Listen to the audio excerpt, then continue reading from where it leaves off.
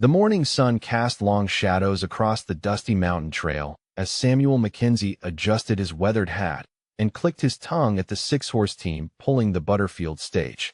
At 67, old Sam had been driving these treacherous routes for more than 4 decades, and his hands, gnarled with arthritis and spotted with age, still held the leather reins with the confidence of a man who knew every rock and rut between Denver and Santa Fe.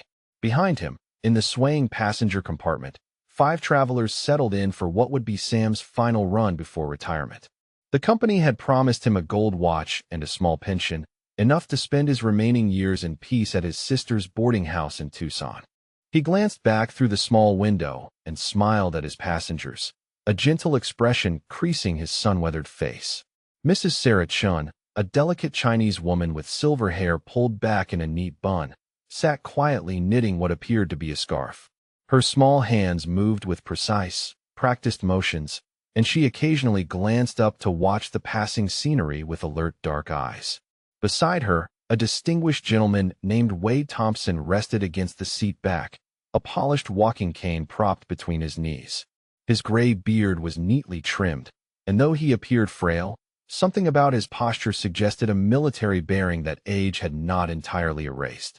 Across from them dozed Jacob Stone, a heavy-set man whose white hair peeked out from beneath a black bowler hat. A thin scar ran across his throat, barely visible above his shirt collar, and his breathing was deep and steady despite the coach's constant jolting. Next to him sat Elena Rodriguez, a stern-faced woman with iron-gray hair who occasionally murmured Spanish prayers under her breath while fingering a worn rosary. The 5th passenger, Tom Bridger, sat by the window watching the landscape with the intense focus of a man reading a familiar book. His weathered hands rested calmly in his lap, and though his clothes were simple and well-worn, his boots were of exceptional quality, the kind that suggested a man who had spent considerable time on horseback in dangerous country. Sam called back to them as the coach began climbing the steeper grade toward Devil's Canyon. His voice carries with it the gruff kindness of a man who had spent his life caring for travelers through hostile territory. Folks, we'll be hitting some rough ground here in the next hour or so. You might want to hold on tight to anything valuable. These mountain passes can shake the teeth right out of your head if you're not careful. Mrs. Chin looked up from her knitting with a gentle smile. Thank you for the warning, Mr. Mackenzie. We appreciate your concern for our comfort. Wade Thompson tapped his cane against the floor and chuckled softly. I've ridden worse roads than this in my time, though I'll admit my bones aren't what they used to be. Sam nodded and turned his attention back to the trail. The path ahead wound through a series of rocky outcroppings and narrow defile, perfect country for an ambush. But he had driven this route countless times without incident, and the only thing on his mind was the small retirement ceremony waiting for him at the end of the line. High above on a ridge overlooking the canyon, 8 men crouched behind a cluster of boulders, their horses hidden in a grove of scrub oak behind them. Black Jack Dalton, a brutal man with cold eyes and a reputation for violence that stretched across 3 territories, lowered his spyglass and grinned at his companions. He was 35 years old and had been robbing stages and banks for more than half his life, building a gang of like-minded killers who followed him because he had never been caught and never failed to deliver on his promises of easy money. Look at that, boys, he said to the 7 men around him. Nothing but an old fool driving a bunch of grannies and granddads to wherever old people go to die, probably carrying their life savings and maybe some jewelry. This is going to be easier than taking candy from a baby. His younger brother Tommy Dalton, barely 21 and eager to prove himself, checked his rifle and grinned. Maybe we should just ask them real nice to hand over their money, Jack. Save ourselves the trouble of scaring them to death. The other gang members chuckled at this. Men whose faces bore the hard lines of violence and whose hands rested comfortably on their weapons. They had robbed 17 coaches in the past 6 months, and not one had offered any resistance worth mentioning. Most passengers handed over their valuables without a fight, and the drivers were usually too old or too scared to cause trouble. But before you find out what happens when these bandits make the biggest mistake of their criminal careers, if you're enjoying this story, hit that like button and make sure you're subscribed to our channel. Comment below and let me know what country you're listening from. I love seeing how these tales of the American frontier reach people all around the world. Now stay with me because what's about to unfold will surprise even the most experienced among you. Black Jack studied the approaching stagecoach through his spyglass once more, noting how the old driver's hands seemed to shake slightly as he handled the reins. Perfect, he thought. The man was probably scared of his own shadow, and his passengers looked like they would faint at the first sign of trouble. This would be over in 5 minutes, and they would be riding away with enough money to last them through the winter. He signaled to his men to get into position. 2 would block the road ahead, while the others surrounded the coach from both sides. It was a tactic they had used many times before, and it had never failed them. The key was to overwhelm the victims quickly, before they had time to think or react. Down below, Sam continued his gentle conversation with his passengers, completely unaware of the danger gathering above them. The coach wheels clattered over the rocky ground, and the horses snorted and strained as they pulled their load up the steep incline. Birds called from the pine trees that clung to the canyon walls, and a cool breeze carried the scent of sage and mountain air. Mrs. Chun had put away her knitting and was now gazing out at the spectacular view of the distant peaks. "Such beautiful country," she remarked, "though I imagine it can be dangerous for unwary travelers." Tom Bridger nodded slowly. "Country like this has a way of testing a man. Separates the wheat from the chaff, you might say." Jacob Stone opened his eyes and stretched slightly. "How much further to our destination, driver?" Sam called back over his shoulder. "About 2 hours if the weather holds, and we don't run into any trouble. Though in my experience, trouble has a way of finding you when you least expect it." As if summoned by his words, the first of the Dalton gang rode out from behind a boulder and positioned himself directly in the path of the oncoming stagecoach. Sam pulled back on the reins, his face showing concern but not surprise. In 4 decades of driving these routes, he had encountered road agents before, though never with passengers quite like these. The bandit was a young man with a scraggly beard and nervous eyes, clearly new to the business of highway robbery. He held his rifle with the uncertain grip of someone trying to appear more dangerous than he actually was. Behind him, more riders emerged from the rocks and trees, surrounding the coach with practiced efficiency. Inside the passenger compartment, the 5 elderly travelers exchanged glances that lasted only a fraction of a second. To any observer, they appeared to be exactly what they seemed, frightened old people caught in a dangerous situation. Mrs. Chun clutched her knitting bag closer to her chest, while Wade Thompson gripped his walking cane with both hands. Elena Rodriguez crossed herself and whispered a prayer, and Jacob Stone appeared to have fallen back asleep. Only Tom Bridger continued to watch the landscape with that same intense focus, though now his attention had shifted to counting the number of attackers and noting their positions with the methodical precision of a man who had faced such situations many times before. Sam raised his hand slowly, the universal gesture of surrender, while keeping his voice calm and steady. "Easy now, boys. No need for anyone to get hurt here. These are just peaceful folks heading to Santa Fe. We don't want any trouble." The nervous young bandit licked his lips and tried to make his voice sound threatening. "You just sit still, old man, and nobody has to get shot today. This is a robbery, plain and simple."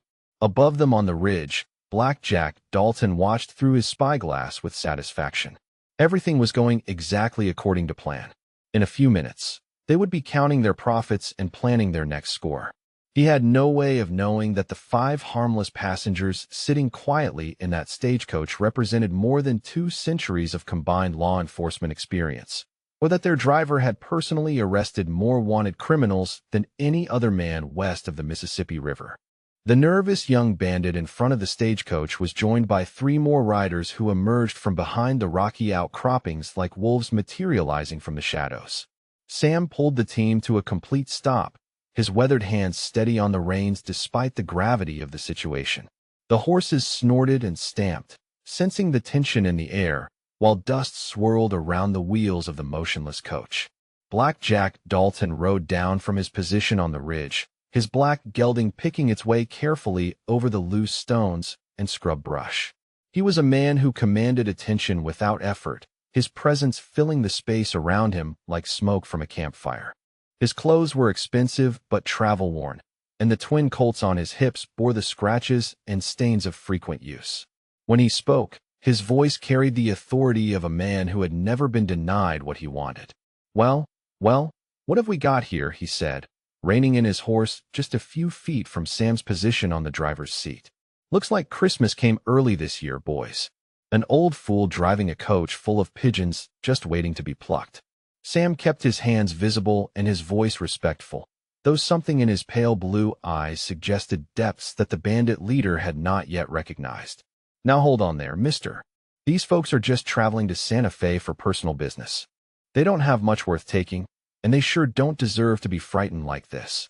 Blackjack laughed, a harsh sound that echoed off the canyon walls. He dismounted from his horse and walked closer to the stagecoach, his spurs jangling with each step. The other gang members formed a loose circle around the vehicle, their weapons drawn and ready. Personal business, he repeated mockingly. Old people always have personal business, don't they? Usually involves carrying their life savings around in little cloth bags. He gestured toward the coach with the barrel of his pistol. Why don't you folks step out here where we can see you properly? Nice and slow, no sudden movements. We wouldn't want anyone to get hurt over a misunderstanding. Inside the passenger compartment, the 5 elderly travelers began to move with the careful, deliberate motions of people who understood that their lives hung in the balance. Mrs. Chun gathered her knitting bag and prepared to exit the coach, her small frame appearing even more fragile in the face of armed men.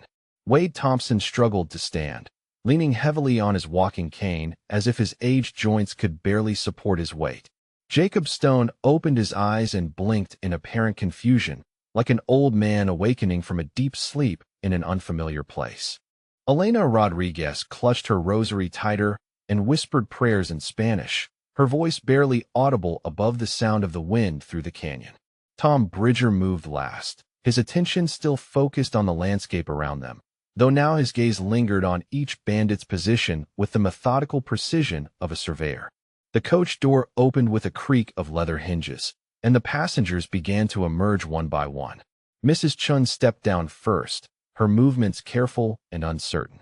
Blackjack immediately noticed the small gold locket around her neck and the simple pearl earrings that caught the afternoon sunlight.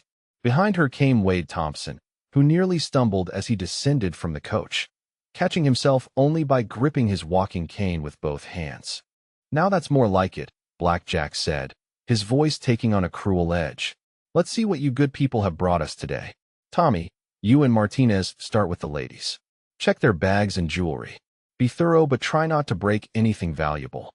His younger brother Tommy moved toward Mrs. Chun with eager hands, grabbing for her knitting bag with the rough impatience of youth. The elderly woman appeared to recoil in fear, clutching the bag to her chest as if it contained her most precious possessions. Please, she said in a voice that trembled with apparent terror. It's just yarn and needles. Nothing of value. Tommy laughed and yanked the bag from her grasp, nearly knocking her off balance in the process. He dumped the contents onto the ground, and skeins of blue and gray yarn rolled across the dusty earth. Hidden among the yarn were several knitting needles, each one perfectly straight and polished to a mirror shine. Tommy picked up one of the needles and held it up to the light, not noticing how perfectly balanced it felt in his hand or how the point had been sharpened to surgical precision. Martinez, a scar-faced man with gold teeth, approached Elena Rodriguez with less subtlety than his companion. He grabbed her rosary and jerked it from her neck, breaking the string and sending wooden beads scattering across the ground. The elderly woman cried out and dropped to her knees, frantically gathering the beads while tears streamed down her weathered cheeks. Please, she begged. That belonged to my grandmother. It's all I have left of her. Martinez kicked at the scattered beads with his boot. Should have thought of that before you decided to travel through our territory, grandmother. Maybe next time you'll stay home where old ladies belong. Meanwhile, another gang member named Carson had turned his attention to Wade Thompson, who was leaning heavily on his walking cane and breathing hard as if the simple act of standing was almost too much for him. Carson grabbed the cane and tried to pull it away, but the old man's grip was surprisingly firm. Let go of the stick, Grandpa. We need to make sure you're not hiding anything inside it. Wade Thompson's voice was barely above a whisper. Please, sir. Without it, I can't stand. My legs were damaged in the war, and this cane is the only thing that keeps me upright. Carson responded by kicking the old man's legs out from under him, sending Wade crashing to the ground where he lay groaning and apparently unable to get back up. The walking cane fell beside him, and Carson picked it up to examine it more closely. It was heavier than expected, and the craftsmanship was exceptional, though he failed to notice the almost imperceptible seam that ran around its circumference or the way the handle was designed to twist with just the right amount of pressure. Sam watched this brutal treatment of his passengers with growing anger, his weathered face flushing red beneath his tan. "Now see here," he called down from the driver's seat. "There's no call to treat these folks so rough. They're cooperating with you, and they don't deserve to be hurt." Black Jack turned toward Sam with a mocking grin. "Oh, the old fool thinks he's in charge here. Maybe we should teach him some manners, boys. Show him what happens when drivers don't know their place."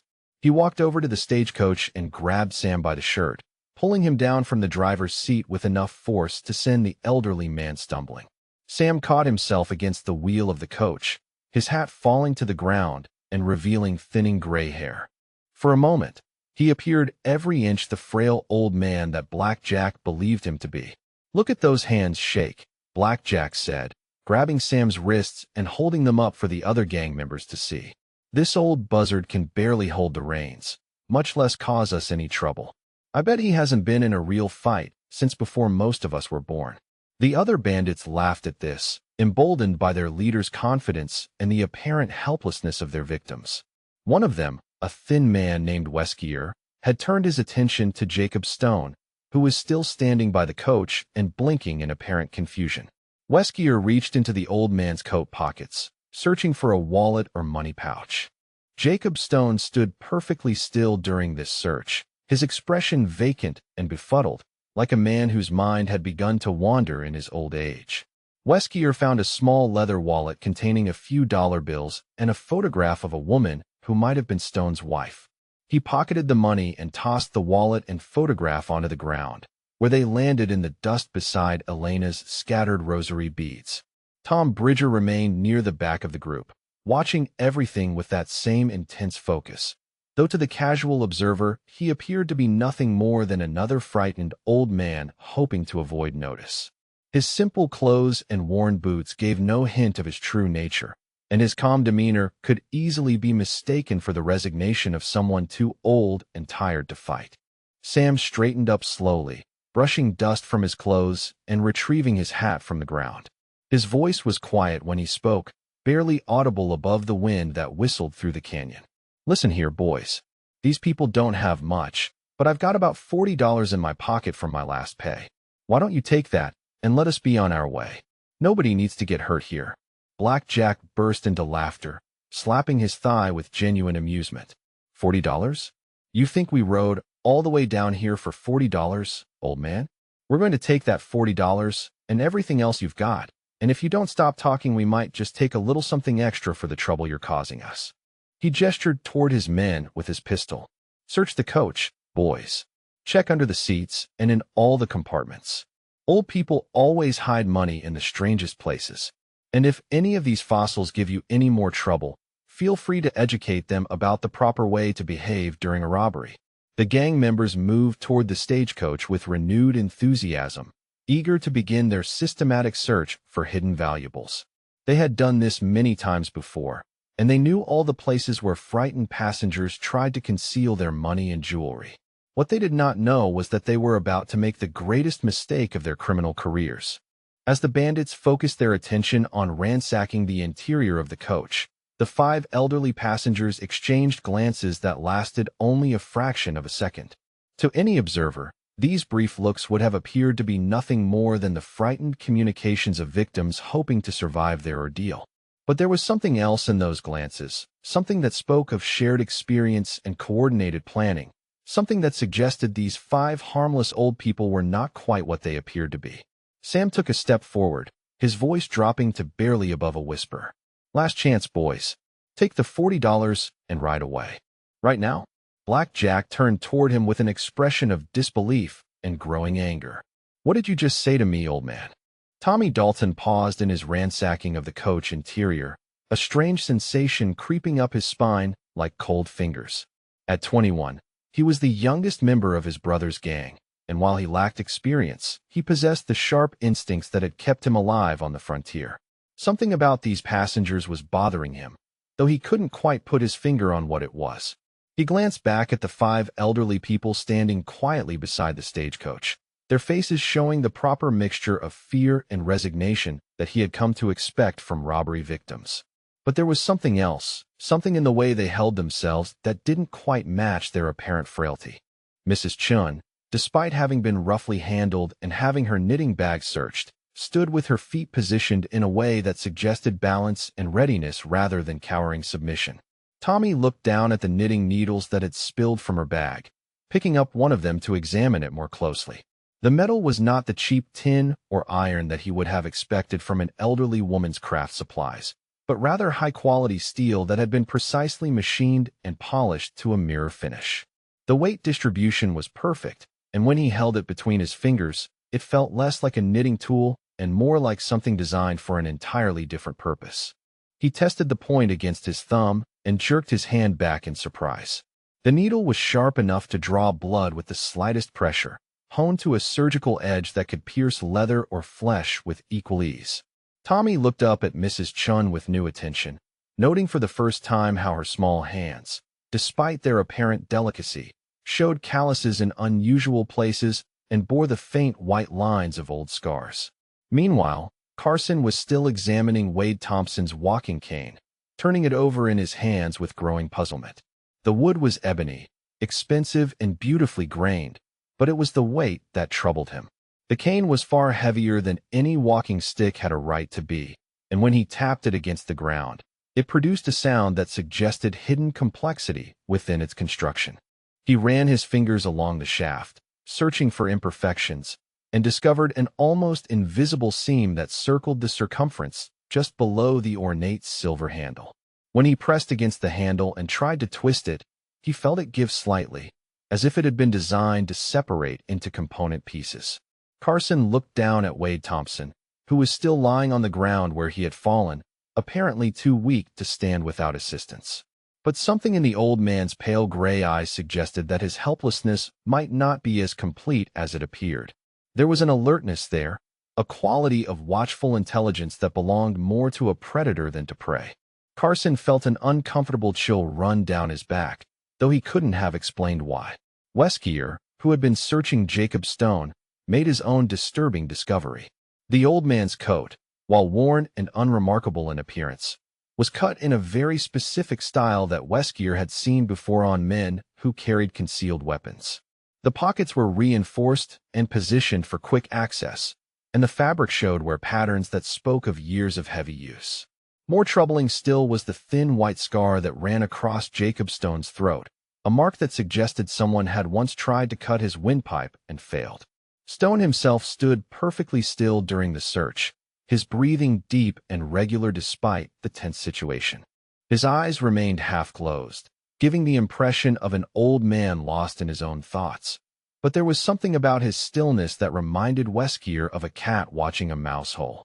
It was the stillness of perfect patience, the kind that came from years of practice and experience. Elena Rodriguez continued to kneel on the ground, gathering the scattered beads of her broken rosary, but her movements were too controlled, too precise. Each motion was economical and purposeful, like someone who had been trained to conserve energy and maintain readiness even in moments of apparent vulnerability. The tears on her cheeks were real enough, but her breathing remained steady, and her hands showed no tremor despite her supposed distress. Tom Bridger had positioned himself near the rear of the group, seemingly forgotten by the bandits who were focused on the more obvious targets. His worn clothing and unremarkable appearance made him easy to overlook, but Tommy noticed that his boots were of exceptional quality, the kind worn by men who spent long hours in the saddle and needed equipment they could trust with their lives. More significantly, his position gave him a clear view of all the gang members and multiple escape routes, as if he had instinctively chosen the most tactically advantageous spot. Black Jack, still focused on intimidating Sam, failed to notice the subtle changes in his gang's demeanor. Martinez and Carson were exchanging uneasy glances, while Weskier kept looking back at Jacob Stone with growing nervousness. Only Tommy had the presence of mind to voice his concerns. though he struggled to articulate exactly what was bothering him. "Boss," he called out, his voice carrying a note of uncertainty that caught his brother's attention. "Something ain't right here. These folks, they're not what they seem." Black Jack turned toward his younger brother with irritation. "What are you talking about, Tommy? They're a bunch of old people with more money than sense. Stop letting your imagination run wild and get back to searching that coach." But Tommy persisted, his instincts overriding his usual deference to his brother's authority. "Look at them, Jack. Really look at them. The way they stand, the way they breathe, the way they watch us. These aren't regular passengers." Martinez, who had been growing increasingly uncomfortable with Elena Rodriguez's composure, nodded in agreement. "The kid's got a point, boss. I've robbed a lot of people, and scared people don't act like this. They shake, they cry, they beg. These folks are too calm." Black Jack glanced at the 5 elderly passengers with fresh attention, but his arrogance and greed blinded him to the subtleties that his men were beginning to perceive. All he saw were potential victims with hidden money, and his impatience was growing by the minute. The longer they stayed here, the greater the chance that someone might come along and complicate their robbery. "Quit your worrying and get back to work," he snapped. "Old people are tougher than they used to be. That's all. Now search every inch of that coach. There's got to be more money hidden somewhere." As if summoned by his words, Carson made a discovery that changed everything. While searching the interior of the coach, his fingers found a hidden panel beneath one of the seats. The panel was cleverly concealed and would have been missed by a casual inspection, but Carson had the experience of a career criminal when it came to finding hidden compartments. He pried the panel open with his knife and found a leather document case secured with official government seals. His hands trembled slightly as he broke the seals and opened the case, revealing a stack of papers with the distinctive letterhead of the United States Marshals Service. The top document was a transport order, written in the precise language of federal bureaucracy. Carson's face went white as he read the contents aloud, his voice cracking with growing fear. "Boss, you need to see this. It's a manifest for prisoner transport. No, wait. It's for retired marshals being transported to Washington for a medal ceremony." He pulled out additional documents, each one revealing another piece of the terrible truth. These were service records, commendation letters, and official notifications. The names on the papers made Carson's blood run cold, because he had heard some of them whispered in saloons and spoken with fear around campfires across the territory. The first document bore the name Marshal Sarah Chun, 32 years of service, specializing in undercover operations and close-quarters combat. The second was for Marshal Wade Thompson, decorated Union Army officer and federal marshal, credited with 47 arrests and known for his skill with edged weapons. The third belonged to Marshal Jacob Stone, whose legendary career included tracking some of the most dangerous fugitives in the West. Tommy snatched the papers from Carson's shaking hands and read them with growing horror.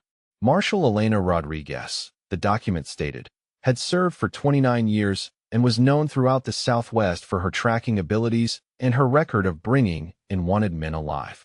The final document belonged to Marshal Tom Bridger, whose nickname, the Manhunter, was known from Texas to California. But it was the transport authorization that made Tommy's knees weak.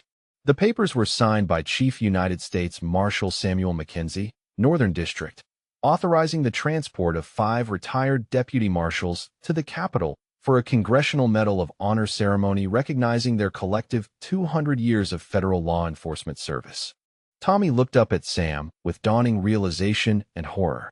The old stagecoach driver, the man his brother had been mocking and threatening, was one of the most powerful law enforcement officials in the American West.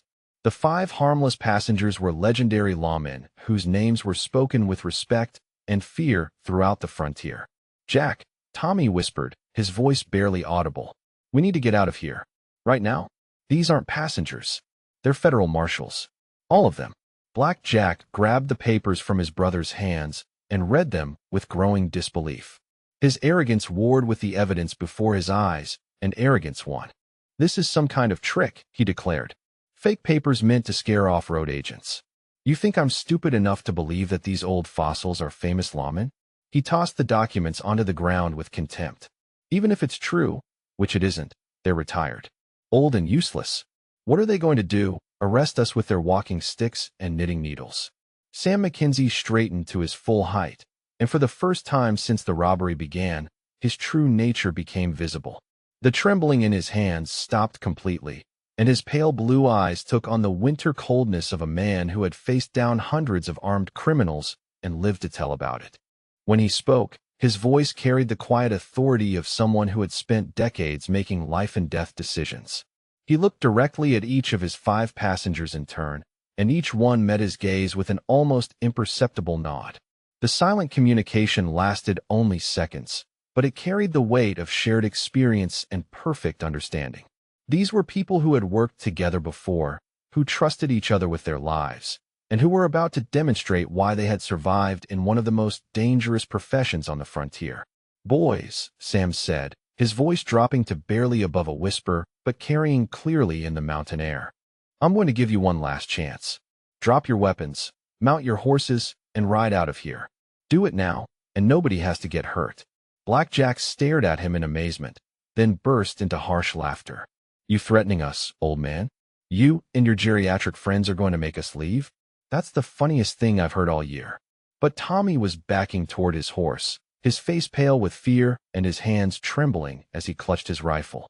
He had read enough wanted posters and heard enough stories around campfires to know that the names on those documents belonged to real people, legendary figures whose exploits had become frontier folklore.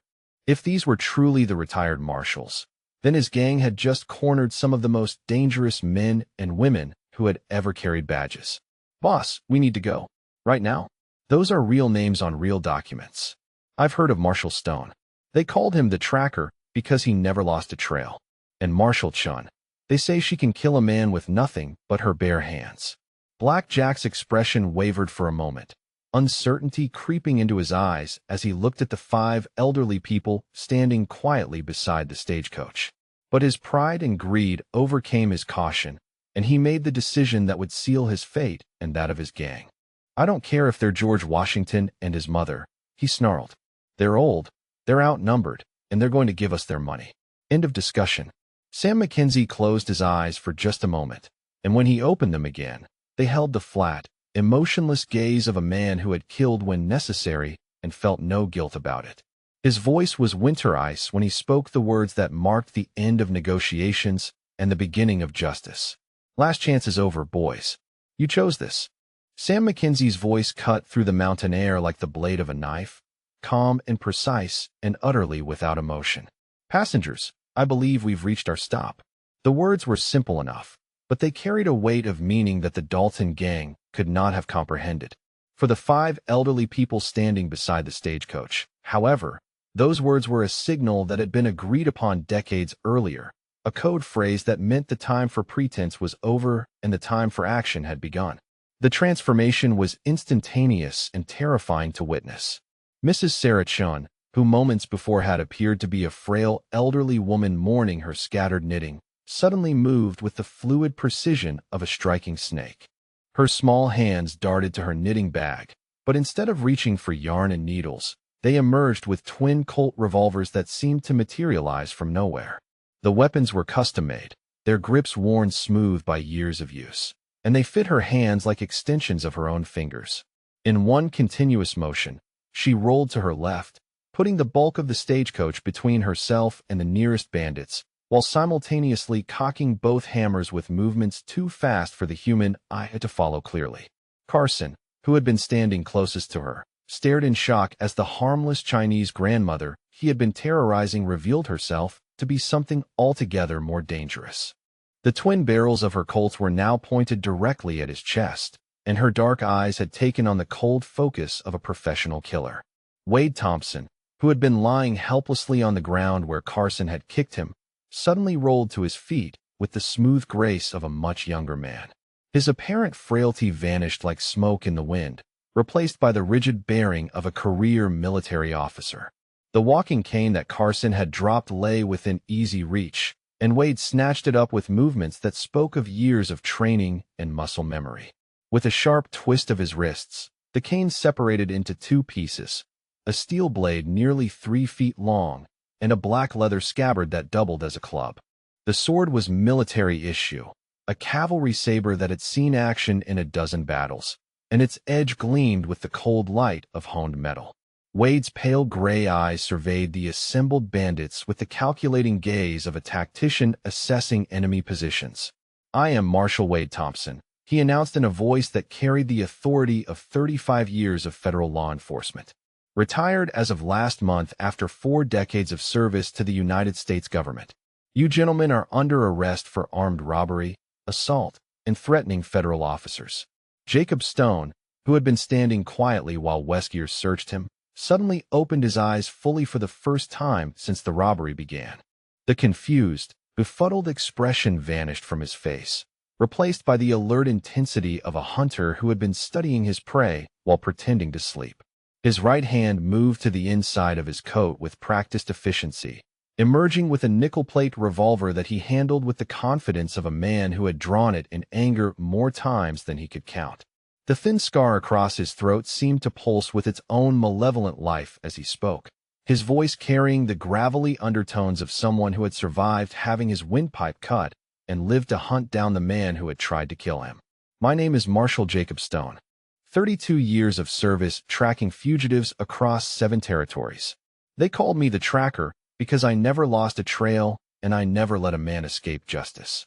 Elena Rodriguez rose from her knees where she had been gathering her scattered rosary beads, but the tears on her cheeks had dried and her movements held the controlled power of a mountain cat preparing to strike.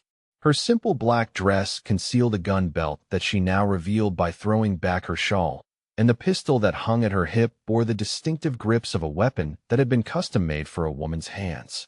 "I am Marshal Elena Rodriguez," she said in English that carried only the slightest trace of an accent. 29 years of service along the Mexican border. They called me La Cazadora because I brought in 89 wanted men, and only 3 of them required burial when I was finished with them. Tom Bridger, who had remained near the back of the group throughout the robbery, now stepped forward with movements that revealed the predatory grace he had been concealing beneath his humble exterior. His worn clothes and unremarkable appearance had made him nearly invisible to the bandits, but now they could see the gunfighter's stance and the way his right hand rested naturally near the butt of a weapon that had been hidden beneath his coat. When he spoke, his voice was quiet but carried clearly across the mountain air. "Tom Bridger, United States Marshal, retired last week after 34 years of active service. Most folks called me the Manhunter because I specialized in tracking down killers and bringing them to justice. I've arrested 143 men, and I buried 27 of them when they chose to fight rather than surrender. But it was Sam McKenzie who commanded the attention of every person present when he reached into his coat and withdrew a badge that gleamed like gold in the afternoon sunlight. The shield bore the distinctive eagle and scales of justice that marked it as belonging to a Chief United States Marshal, one of the most powerful law enforcement positions in the American frontier. "Samuel McKenzie," he said, his voice carrying the quiet authority of a man who had spent 43 years making life-and-death decisions. "Chief United States Marshal, Northern District, Colorado Territory. I've personally arrested more wanted men than any other lawman west of the Mississippi River, and I've buried 46 men who thought they were faster with a gun than they actually were." The 5 retired marshals now stood in a loose semicircle around the Dalton gang, their weapons drawn and their true natures finally revealed. The transformation was so complete and so shocking that for a moment, the bandits could only stare in stunned disbelief. These were not the harmless elderly passengers they had been robbing, but rather some of the most legendary law enforcement officers in the history of the American West. Tommy Dalton was the first to fully comprehend the magnitude of their mistake. His face had gone white with terror, and his hands shook so badly that he could barely hold his rifle. "Boss," he whispered, his voice cracking with fear. "Those are real names. Real people. I've heard stories about all of them in saloons from here to California." Marshal Stone's reputation was particularly terrifying to men who lived outside the law. Stories were told around campfires of how he had tracked a killer through a blizzard for 6 days, following a trail that no other man could see, and how he had cornered his quarry in a cave and brought him out alive despite being outnumbered 3-1. They said he could read sign like other men read books, and that he had never lost a man once he picked up the trail. Marshal Chin's legend was perhaps even more frightening. whispered tales of a small Chinese woman who could kill armed men with nothing but her bare hands, who had infiltrated outlaw gangs by posing as a harmless servant, and who had single-handedly captured entire criminal organizations. The twin Colts she now held were said to have accounted for 15 dead outlaws, each one shot with surgical precision. Marshal Thompson's military background was well known to anyone who had served in the Union Army, and his transition to federal law enforcement had only added to his reputation. The cavalry saber he now held had been blooded in battles from Gettysburg to the Indian Wars, and his skill with edged weapons was legendary among both soldiers and lawmen. Marshal Rodriguez was known throughout the Southwest as a woman who showed no mercy to men who preyed on the innocent, and her ability to track fugitives across desert country was matched only by her skill with firearms. The custom pistol at her hip was said to be faster than a snake strike, and she had earned the respect of both Mexican and American law enforcement through sheer competence and courage.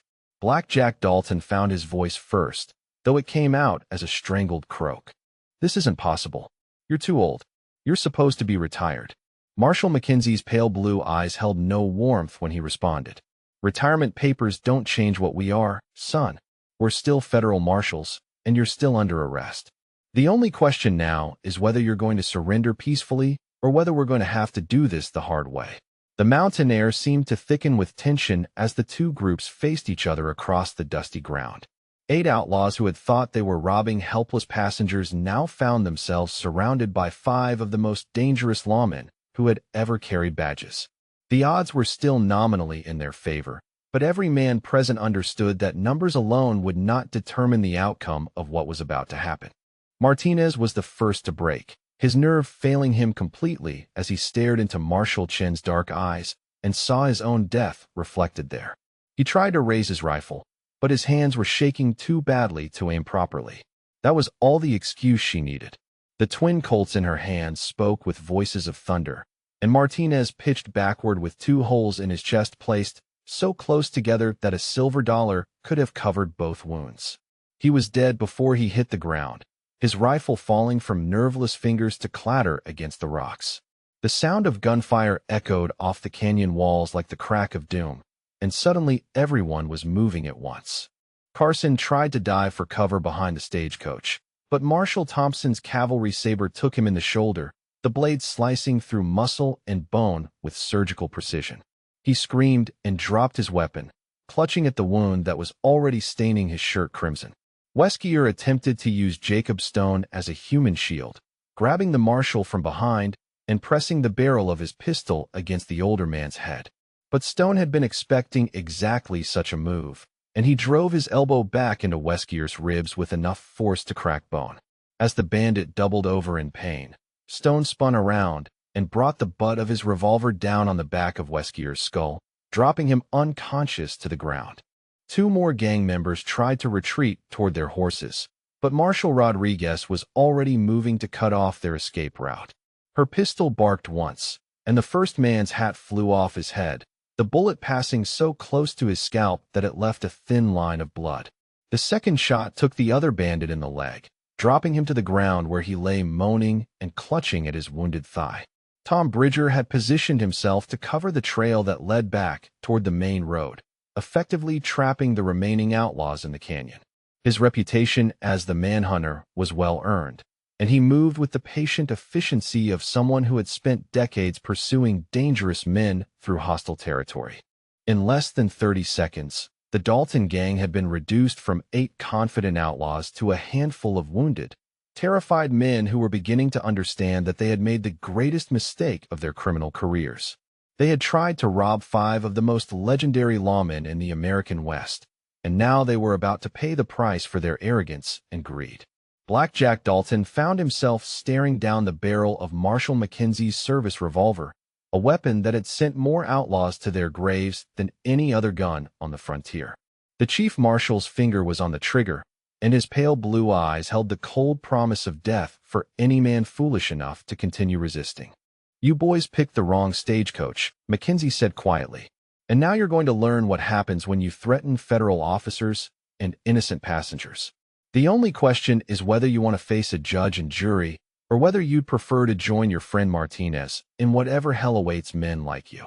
The canyon erupted into a symphony of controlled violence as 5 of the most legendary lawmen in the American West demonstrated why their names were spoken with reverence and fear across 7 territories. This was not the wild, chaotic gunfight of dime store novels, but rather the precise, coordinated action of professionals who had spent decades perfecting the art of capturing dangerous criminals. Marshal Sarah Chun moved like quicksilver across the rocky ground, her small frame darting between boulders and sagebrush with the fluid grace of someone who had learned to survive by never presenting a stationary target. Her twin Colts spoke in perfect rhythm, each shot placed with surgical precision that spoke of countless hours of practice and years of real-world experience. The 3 bandits who had positioned themselves on the left side of the stagecoach found themselves facing a nightmare opponent who seemed to be everywhere and nowhere at once. Chin's first shot took the rifle from the hands of a bearded outlaw named Hutchins, the bullet striking the weapon's breech with such accuracy that it rendered the gun useless without harming the man holding it. Her second shot, fired less than a heartbeat later, splintered the rock beside another bandit's head, sending sharp fragments of stone into his face and forcing him to dive for cover. The third bandit, a young man named Peters who had joined the gang only a month earlier, tried to draw a bead on the moving target but found himself constantly frustrated by Chin's unpredictable movements. She would appear from behind one boulder, fire a shot that came within inches of ending his life, then vanish again before he could return fire. It was like fighting a ghost armed with deadly accurate revolvers. Chin's reputation for close-quarters combat had been earned through years of undercover work that had taken her into the darkest corners of frontier society. She had infiltrated outlaw gangs by posing as everything from a laundress to a dance hall girl, always maintaining her cover until the moment came to strike. Now, at 61 years old, she moved with the same deadly efficiency that had made her legend, her movements economic and purposeful. Her fourth shot was a demonstration of mercy rather than marksmanship. Instead of killing Peters outright, she put a bullet through his gun hand, shattering the bones in his wrist and causing him to drop his weapon with a scream of pain and shock. The young outlaw fell to his knees, clutching his wounded hand to his chest, his fighting spirit broken by the realization that he was facing someone far beyond his ability to match. Meanwhile, Marshal Wade Thompson had engaged the 2 bandits who were attempting to flee toward the mouth of the canyon. His 40 years of military experience had taught him the value of controlling terrain, and he moved with the tactical awareness of a career cavalry officer who had survived battles against both Confederate forces and hostile Indian tribes. The cavalry saber in his hands was more than just a weapon. It was an extension of his will, wielded with the skill that came from decades of training and combat experience. Thompson had learned swordplay at West Point under instructors who had studied European fencing masters, and he had honed those skills through years of frontier warfare where the difference between life and death often came down to inches and split seconds. The first fleeing bandit, a man called Red Murphy because of his distinctive beard, made the mistake of trying to reload his rifle while running.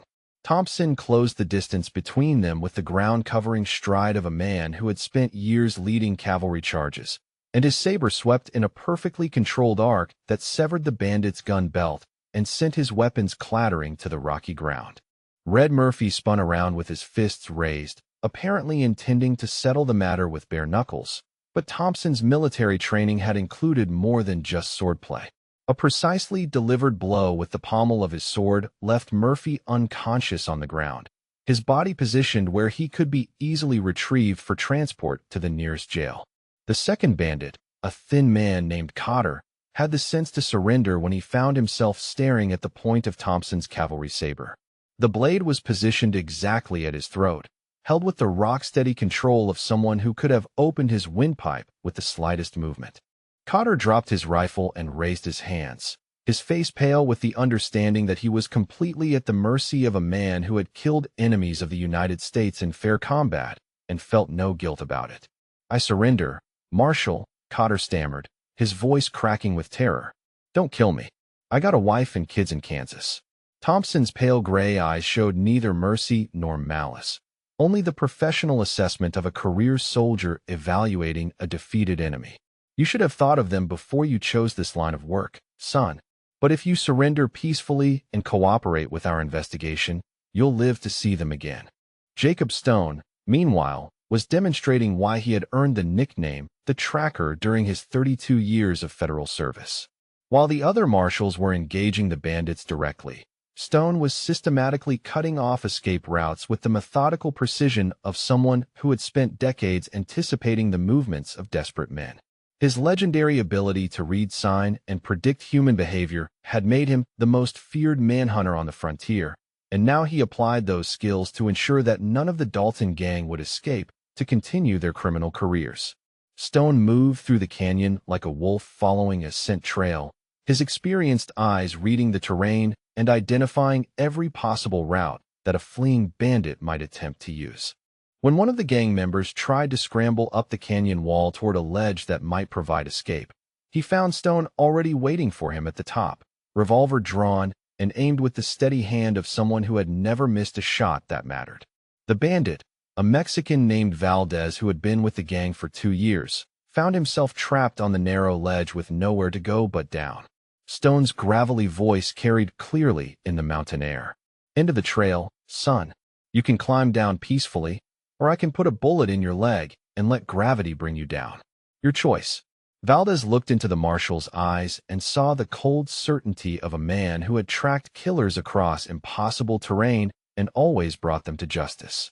There was no bluff there, no hesitation, only the professional competence of someone who had spent a lifetime pursuing dangerous men.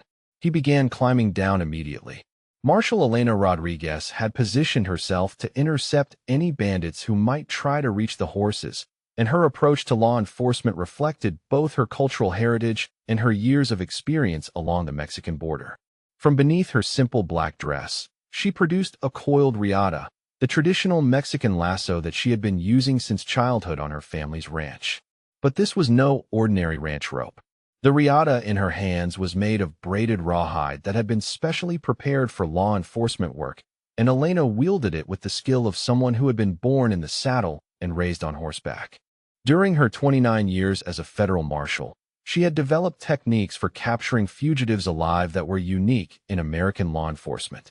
2 bandits named Willis and Crawford were making a desperate run for the horses when Elena's riata sang through the air with a sound like a striking rattlesnake.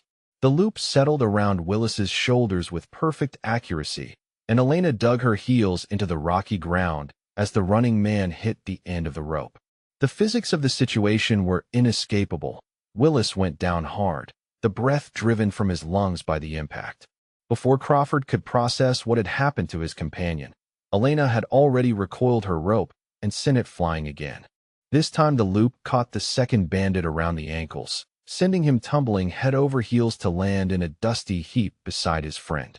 Both men found themselves hogtied with professional efficiency before they could recover their breath, Elena's hands moving with the practiced speed of someone who had performed this same operation dozens of times. "You boys picked the wrong woman to run from," she said in her accented English.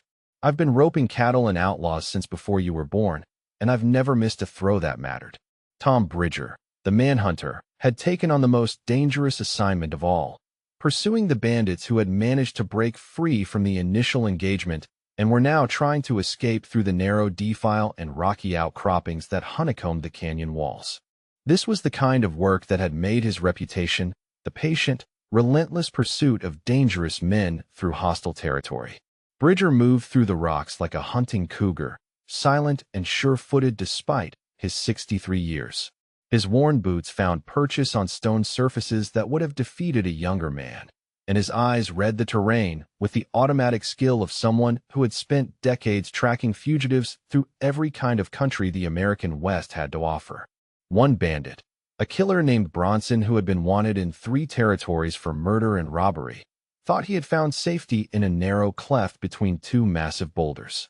But Bridger had anticipated this move, and when Bronson emerged from his hiding place, he found the marshal's revolver waiting for him. The look in Bridger's eyes was enough to break the fight out of most men. There was no anger there, no personal animosity, only the cold professionalism of someone who had brought 143 criminals to justice and felt no more emotion about it than a farmer felt about harvesting wheat. Bronson's hands came up immediately, his weapons forgotten. "Don't shoot, Marshal. I surrender." "Smart choice," Bridger replied quietly. "You run, I catch you. You fight, I kill you. You surrender, you live to stand trial." Simple mathematics. Throughout the coordinated action, Chief Marshal Samuel Mackenzie moved with the commanding presence of someone who had spent 4 decades leading dangerous men in dangerous situations. His role was not just to fight, but to coordinate and control, ensuring that justice was served with maximum efficiency and minimum bloodshed. Mackenzie's pale blue eyes tracked every movement, every development, orchestrating the capture of the Dalton gang with the precision of a symphony conductor. When he spoke, his voice carried across the canyon with the authority of absolute command. "Marshal Chun, secure those weapons and check for additional ammunition. Marshal Thompson, get those prisoners restrained and ready for transport. Marshal Stone, sweep the perimeter and make sure we haven't missed anyone hiding in the rocks." His own portion of the fight came when Black Jack Dalton, cornered and desperate, made his final stand behind the stagecoach. The gang leader's arrogance had finally been replaced by the stark terror of a man who understood that his life was measured in seconds rather than years. Black Jack's rifle barked desperately, sending wild shots in all directions as he tried to find a target among the marshals who had destroyed his gang with surgical precision. His bullets spanged off rocks and whistled harmlessly through the air, the panicked shooting of a man whose nerve had completely broken. Mackenzie approached with the steady patience of a man who had faced down hundreds of armed criminals and outlived them all. His service revolver was held with the rock-steady grip of someone who had never missed when it mattered, and his voice carried the quiet finality of approaching judgment. "It's over, Dalton. Your gang is finished. Your men are captured or dead, and you're about to join them unless you surrender right now. Drop the rifle and put your hands where I can see them." Black Jack's wild eyes darted around the canyon, seeking escape routes that no longer existed, looking for help that would never come. The mathematical certainty of his situation was inescapable. He was one man with a nearly empty rifle facing 5 of the deadliest lawmen in the American West. His younger brother Tommy had thrown down his weapons and was kneeling in the dust with his hands raised, tears streaming down his face as the full magnitude of their mistake became clear. "This was supposed to be easy money," he sobbed. "Just old people with savings. We were going to retire after this score, buy a little ranch somewhere, and go straight." The irony was not lost on any of the marshals present. The Dalton gang had chosen to rob the very men who were traveling to their own retirement ceremony, and in doing so had guaranteed that their criminal careers would end not in comfortable retirement, but in federal prison or the grave. Black Jack's rifle clicked empty, and he threw it aside with a curse that echoed off the canyon walls. His hand moved toward the pistol at his hip in a gesture that was equal parts desperation and suicide, but Mackenzie's voice stopped him cold. "Don't do it, son. You draw that gun, and you'll be dead before it clears leather. I've killed 46 men who made that same mistake, and I'll kill you too if you force me to. But I'd rather take you alive if you've got sense enough to surrender." For a moment that seemed to stretch for eternity, Black Jack Dalton stood frozen between life and death, his hand hovering over his weapon while 5 legendary marshals waited to see what choice he would make. The mountain air was so still that the sound of his labored breathing seemed to echo like thunder. Finally, his shoulders sagged in defeat, and his hand moved away from his gun to join its partner in the air above his head. The fight went out of him all at once, leaving him looking older and smaller than he had just moments before. "I surrender," he said, his voice barely above a whisper. "God help me, I surrender." The systematic takedown was complete. In less than 10 minutes, 5 retired federal marshals had captured or neutralized the entire Dalton gang with a professional efficiency that had made their names legendary across the American frontier. Most of the bandits would live to stand trial, their wounds tended with the same care that would be given to any prisoner in federal custody. As the dust settled and the echoes of gunfire faded from the canyon walls, the 5 marshals began the methodical process of securing their prisoners and preparing them for transport to the nearest federal courthouse. Justice had been served with the precision of a scalpel and the finality of a headsman's axe. The aftermath of justice was always quieter than the violence that preceded it, and the five marshals moved through their post-capture procedures with the methodical efficiency of people who had performed these same tasks hundreds of times throughout their long careers. Each bandit was systematically searched, disarmed, and restrained using official federal protocols that had been refined through decades of practical experience. Marshal Sarah Chun produced a set of regulation handcuffs from her knitting bag, the metal gleaming with the same care and attention that she had given to her weapons. She secured the wounded prisoners with gentle but firm efficiency, checking their injuries to ensure that none would bleed out during the journey to the nearest federal courthouse. Her small hands moved with the practiced competence of someone who had learned long ago that mercy and justice were not opposing concepts. Wade Thompson used strips torn from his own shirt to bind the wounds of the men he had engaged, his military training having included battlefield medicine that served him well in civilian law enforcement. The cavalry saber was cleaned and returned to its scabbard, once again disguised as a simple walking cane, but the transformation could not hide the quiet satisfaction in his pale gray eyes. Marshal Rodriguez gathered the scattered weapons of the defeated gang, checking each one to ensure it was unloaded before stacking them in a neat pile beside the stagecoach. Her movements were precise and economical, reflecting a lifetime of dealing with dangerous men and their tools of violence. The riata that had served her so well was coiled and returned to its place beneath her simple black dress. Tom Bridger and Jacob Stone worked together to search the surrounding rocks for any gang members who might have escaped the initial engagement, their combined tracking skills ensuring that no criminal would slip away to continue terrorizing innocent travelers. They moved through the canyon with the systematic thoroughness of men who had spent their entire careers ensuring that justice was complete and final.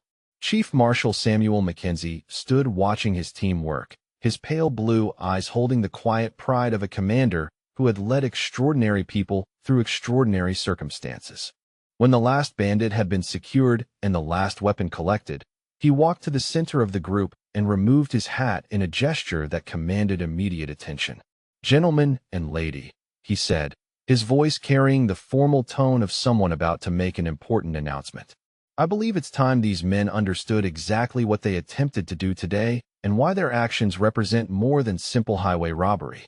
He reached into his coat and withdrew the transport documents that Carson had discovered, holding them so that the surviving members of the Dalton gang could see the official seals and letterhead. These papers authorized the transport of 5 retired United States Marshals to Washington, D.C. for a special ceremony at the Capitol building. "We are traveling to receive the Congressional Medal of Honor in recognition of our collective 203 years of federal law enforcement service." The numbers were staggering when spoken aloud. More than 2 centuries of combined experience in tracking down killers, capturing fugitives, and protecting innocent citizens from the worst elements of frontier society. The 5 people standing in that canyon represented an accumulated wealth of knowledge and skill that could never be replaced. Tommy Dalton, still kneeling in the dust with tears streaming down his face, looked up at Mackenzie with something approaching awe. 200 years, he whispered. "How many men did you arrest? How many did you have to kill?" Mackenzie's expression softened slightly, though his voice remained firm. "We kept careful records, son. Among the 5 of us, we arrested more than 4,000 wanted criminals and brought them to trial.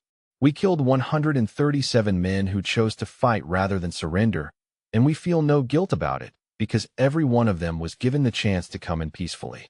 Sarah Chin stepped forward, her small frame somehow commanding despite her age. "In my 32 years of service," she said quietly, "I specialized in undercover work that took me into places where other marshals couldn't go. I infiltrated outlaw gangs, corrupt political organizations, and criminal enterprises that preyed on immigrant communities who couldn't protect themselves. The work was dangerous, but it was necessary." She paused, looking out across the canyon toward the distant mountains. "My granddaughter wrote to me last month," she continued. "She wants to follow in my footsteps, to become a federal marshal when she's old enough. I told her that the work changes you, that it requires you to see the worst of humanity day after day. But I also told her that someone has to stand between the innocent and those who would harm them." Wade Thompson nodded slowly, his military bearing evident even in civilian clothes. 40 years I've been protecting travelers on roads like this one, he said. 40 years of chasing killers and robbers through country that would break lesser men. I've been shot 7 times, stabbed twice, and left for dead in places where decent people don't go. But every innocent person who made it safely to their destination made it all worthwhile. He gestured toward the stagecoach with his cane. These roads were built on the bones of good men who died protecting others. Every mile of safe passage was paid for with blood and sacrifice. When young folks today complain about the dangers of frontier life, I tell them to remember the men and women who made civilization possible in the wilderness.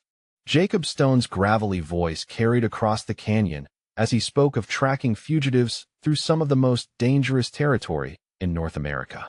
32 years of following trails that other men said were impossible to read, he said. 32 years of sleeping with one eye open because killers don't take holidays. But I never lost a man once I picked up his trail, and I never stopped hunting until justice was served. His weathered face showed the lines of someone who had spent decades studying the ground for signs that others missed. This might be our final case together as a group, he observed quietly. We're all retired now, officially finished with active duty. But the skills don't retire, and the commitment doesn't end just because we turn in our badges. Elena Rodriguez spoke with the quiet dignity of someone who had spent nearly 3 decades bringing order to one of the most lawless regions of the frontier. Along the Mexican border, I learned that justice doesn't recognize national boundaries, she said. Criminals who preyed on innocent people were criminals regardless of what language they spoke or what country they claimed as home. I brought 89 wanted men to trial, and only 3 required burial when the work was finished. She looked directly at the captured bandits, her dark eyes holding no hatred, but rather the firm resolve of someone who had dedicated her life to protecting others. Justice never truly retires, she said. It just changes form. We may hang up our badges, but we never stop being the people who stand between predators and their prey. Tom Bridger, the legendary manhunter, spoke last among the deputies, his quiet voice carrying the weight of more than 3 decades pursuing the most dangerous criminals on the frontier. Some things never change, he said simply. Bullies who pick on people they think are weak. Cowards who attack in groups because they're afraid to face a fair fight. Men who think violence makes them strong. I've been hunting their kind for 34 years, and I'll keep hunting them until the day I die. He looked around the canyon, his experienced eyes reading the terrain with automatic precision. The faces change, but the evil stays the same. Someone has to track it down and stop it, and if that someone happens to be an old marshal who's supposed to be retired, well, that's just the way it is. Samuel Mackenzie listened to each of his deputies speak with the quiet pride of a commander who had led exceptional people through extraordinary circumstances. When they were finished, he removed his hat completely and stood in silence for several long moments, his thoughts turning to the colleagues they had lost over the years. Before we continue our journey, he said finally, I want us to take a moment to remember the marshals who didn't live to see retirement. Deputy Marshal William Crawford, killed in the line of duty while serving a warrant in Arizona Territory. Deputy Marshal Frank Morrison, shot down while protecting a witness in Colorado. Deputy Marshal Maria Santos, who died tracking killers through the desert so that others might live. The list went on, and each name represented not just a fallen colleague but a friend, a mentor, someone who had shared the dangers and sacrifices of frontier law enforcement. The 5 surviving marshals stood with bowed heads in the mountain silence, honoring the memory of those who had paid the ultimate price for justice. When the moment of remembrance was complete, Mackenzie replaced his hat and looked around at his companions. It's time to get back on the road, he said. We have an appointment in Washington, and the United States Congress is expecting us. The transformation back to their passenger personas was remarkable to witness. Within minutes, the legendary lawmen had once again become the elderly travelers they appeared to be when the journey began. Sarah Chen folded her knitting and settled back into her seat, her deadly weapons concealed once more beneath yarn and needles. Wade Thompson resumed his position with the walking cane across his knees, every inch the frail old gentleman who needed assistance to stand. The captured members of the Dalton gang were loaded into the stagecoach's luggage compartment, securely bound and under guard for transport to the nearest federal marshal's office. Those who required medical attention would receive it, and all would stand trial for their crimes in accordance with federal law. As the stagecoach resumed its journey toward the capital, Sam Mackenzie clicked his tongue at the six-horse team and guided them through the mountain passes with the same steady competence he had shown for more than 4 decades. Behind him, his passengers settled in for the remainder of the journey, their conversation returning to the gentle topics that elderly people discussed when traveling together. But beneath their harmless exteriors, 5 of the most dangerous people in the American West continued their final mission, carrying with them the accumulated wisdom and experience of more than 2 centuries of federal law enforcement. They had dedicated their lives to protecting innocent people from those who would harm them, and even in retirement, that dedication remained unshakable. The lesson of Devil's Canyon would be told in saloons and around campfires for years to come, a reminder that appearances could be deceiving and that evil men should never underestimate those who had dedicated their lives to the cause of justice. The Dalton gang had learned that lesson too late, but others might benefit from their mistake. In a world where predators sought easy prey and bullies targeted those they perceived as weak, it was good to know that some people would always stand ready to fight back, regardless of their age or appearance. The badge might be retired, but the oath remains sacred, and justice never truly sleeps. If this tale of hidden strength and unexpected heroes resonated with you, please take a moment to like this video and subscribe to our channel for more stories from the American frontier.